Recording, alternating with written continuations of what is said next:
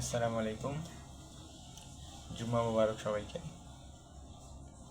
আজকে নামাজ পড়ে আসলাম। নামাজ পড়ে আসে আপনাদের সামনে একটু আড্ডা দেওয়ার জন্য বসলাম আর কি।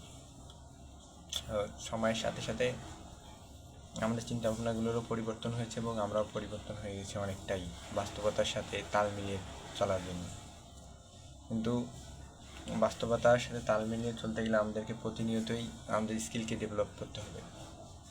এই স্কিল ডেভেলপ যদি আমরা করতে না পারি তাহলে আমরা কখনোই এই যুগে আসি যেখানে প্রতিনিয়তই পরিস্থিতি এবং সময়ের সাপেক্ষে বাস্তবতা চেঞ্জ হচ্ছে। এখন এআই, কিছুদিন পরে অন্য কিছু, অত্যাধিক অ্যাডভান্স একটা সময় আমরা পার করছি। এখন আমরা যদি সময়ের সাথে সাথে নিজেদেরকে অ্যাডভান্স করতে না পারি, দিন শেষে আমরা মানুষ, শুধু চেহারায় মানুষের মতো থাকবো, বাট কোনো একটা জায়গাতেও আমাদের অবস্থান তৈরি হবে না। তাই সময়ের সাথে সাথে আমাদেরকে